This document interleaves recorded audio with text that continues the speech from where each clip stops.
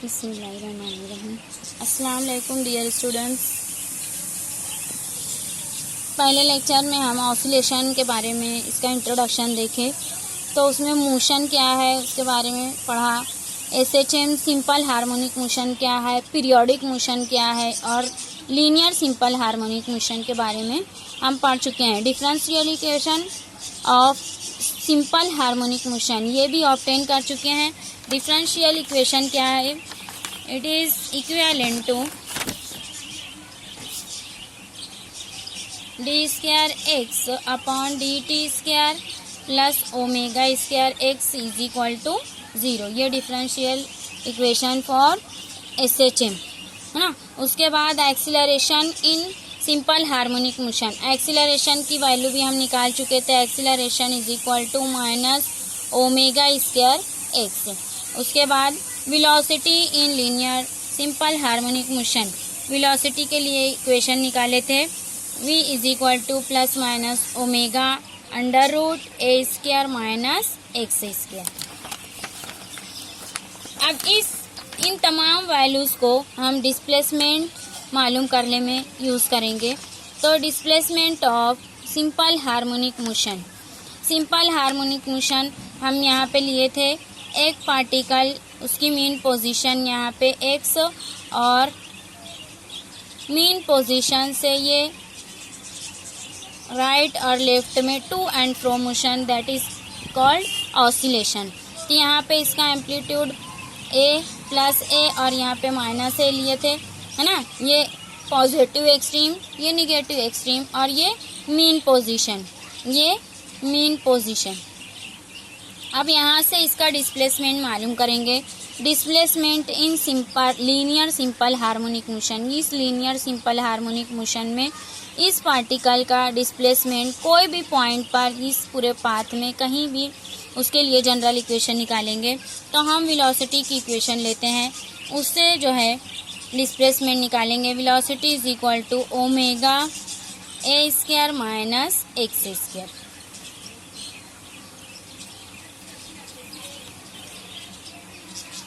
But velocity is nothing but change in displacement with respect to time, है ना। अब ये इसमें पुट कर देंगे। v की जगह D X upon D T रख देती हूँ, omega square root of A square minus x square.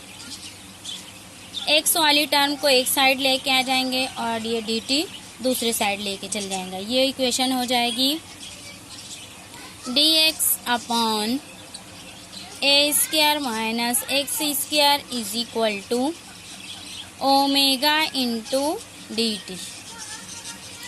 अब इस इक्वेशन को हम इंटीग्रेट करेंगे, है ना। इंटीग्रेशन इसका करने पर हमको मिला integration of D X square root A square minus x square is equal to integration of omega into D T.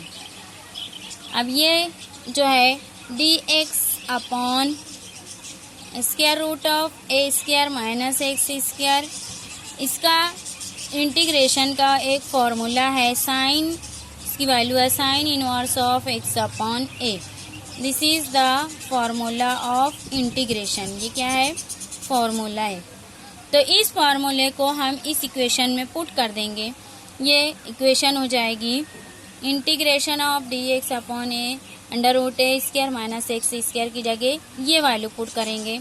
तो sine inverse of X upon A is equal to, अब इसका integration omega into D T का omega T plus alpha, where alpha is the integration constant, है ना। ये constant है integration का, और ओमेगा टी प्लस अल्फा ये इतनी पूरी टर्म कहलाती है फेज, है ना। और ओमेगा सिर्फ जो है वो फेज एंगल कहलाता है। ये इतनी पूरी टर्म कहलाएगी फेज, और सिर्फ omega alpha is called initial phase, initial phase, है ना, या इपोक, है ना। तो ये हम इसकी वैल्यू अभी बाद में देखेंगे। इनिशियल फेज ये इतना पूरा कहलाएगा इनिशियल फेज। तो हमको इक्वेशन मिली sine inverse of X upon A is equal to omega T plus alpha. अब इस इक्वेशन में साइन को जो है वो राइट साइड में लेके जाएंगे तो इनवर्स जो है वो साइन में कन्वर्ट हो जाएगा। जैसे स्क्वायर को दूसरी साइड ले जाते हैं तो स्क्वायर रूट हो जाता है। ये sine inverse of X upon A is equal to omega T plus alpha. ये साइन इनवर्स है, इसको लेके जाएंगे राइट साइड में तो ये हो जाएगा X upon A is equal to sine of omega T plus alpha. Sine inverse को इधर लाए तो साइन में कन्वर्ट हो गया। अब this equation becomes X is equal to, ये ए को इधर ले जाकर मल्टीप्लाई कर देती हूँ, A sine of omega T plus alpha. तो ये आ गई हमारी डिस्प्लेसमेंट की इक्वेशन। एक्स डिस्प्लेसमेंट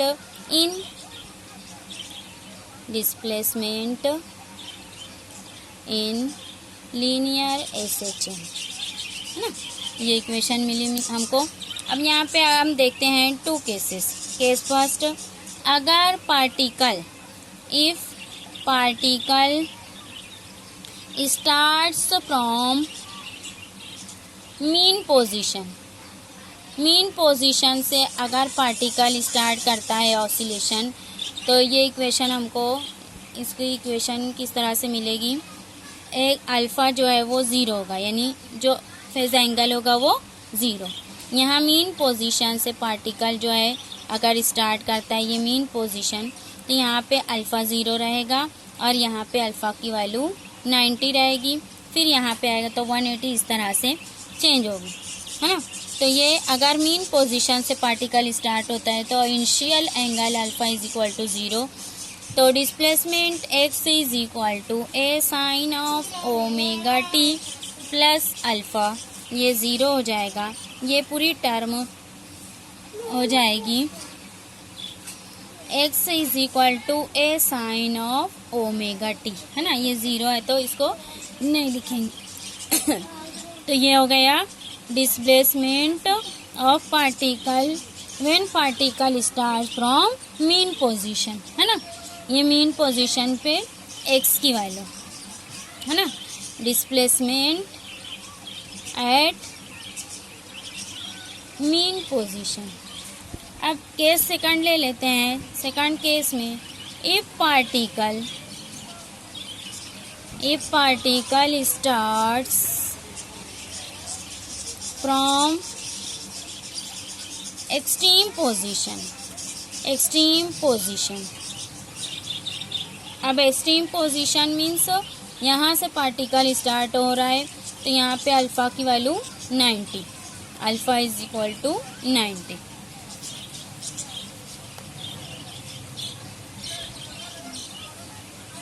और π/2, है ना, 90 या π/2। तो displacement becomes X is equal to A sine omega T, alpha की जगह मैं लिख देती हूँ π/2। अब ये जो है साइन थीटा, ये एक फॉर्मूला है, sine of theta plus 90 it is equal to cos of theta.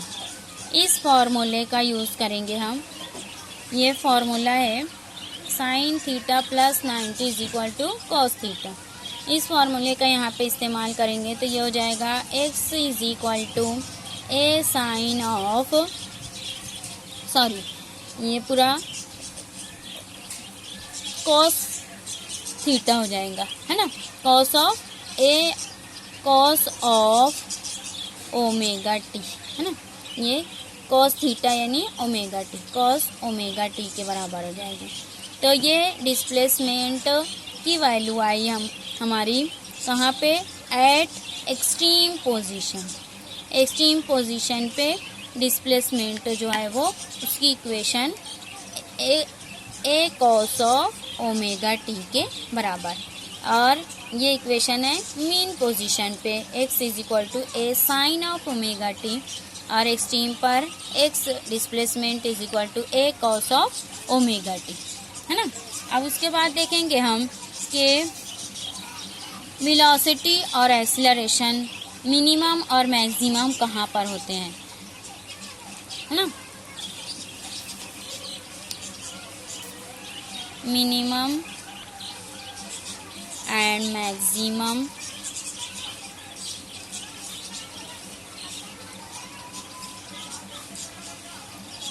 Value of acceleration. Acceleration की मिनिमम और मैक्सिमम वैल्यू देखेंगे, मिनिमम और मैक्सिमम वैल्यू ऑफ एक्सीलरेशन। अब देखते हैं इसको, एक्सीलरेशन की इक्वेशन लिखेंगे यहाँ पे, acceleration is equal to omega square x, है ना। अब यहाँ पे at extreme position, at mean position, mean position पे x इज इक्वल टू 0 होता है, डिस्प्लेसमेंट 0 होता है, तो acceleration it is equal to also 0, minimum acceleration 0 के बराबर। यहाँ x की वैल्यू 0 रखेंगे तो हमको एक्सीलरेशन 0 मिलेगा।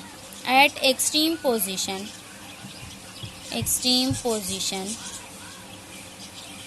x is equal to a के बराबर, है ना। पूरा फुल एम्पलीट्यूड जहाँ पे होगा x is equal to a, तो एक्सीलरेशन बिकम्स, ये acceleration is equal to, acceleration maximum is equal to omega square a, x की जगह मैं क्या रख दी हूँ a, तो ये हो गई मैक्सिमम वैल्यू ऑफ एक्सीलरेशन और ये है minimum value of acceleration. Minimum acceleration 0 होता है और maximum acceleration omega square a के बराबर। इसी तरह से मिनिमम और मैक्सिमम वेलोसिटी की इक्वेशन निकालेंगे, minimum and maximum velocity. Velocity की इक्वेशन लिखेंगे plus minus omega a square minus x square. अब एट मीन पोजीशन पे क्या होता है, displacement x is equal to 0, ये इसमें पुट कर देंगे तो ये हो गया v is equal to plus minus omega a square की जगह a स्क्वायर और x की जगह 0 लिख दें, तो ये इक्वेशन हो जाएगी v is equal to plus minus a omega, ये बाहर आके a निकल जाएगा, है ना। तो this is the maximum value of velocity. और इसी तरह से at extreme position x is equal to a के बराबर। अब इसको वेलोसिटी की इक्वेशन में रख देंगे, velocity plus minus omega a square minus x square, तो ये हमको इक्वेशन मिलेगी plus minus omega a square minus x की जगह भी a रख दिए a स्क्वायर, ये इक्वेशन हो जाएगी 0 के बराबर, क्योंकि ये 0 हो जाएगा, a square minus a square 0, तो ये minimum velocity is equal to 0, maximum और मिनिमम वेलोसिटी की इक्वेशन, है ना। ये expression for maximum velocity and minimum velocity. अब नेक्स्ट लेक्चर में जो है हम देखेंगे graphical representation of displacement, velocity and acceleration. इसको ग्राफ के ज़रिए हम देखेंगे नेक्स्ट लेक्चर में।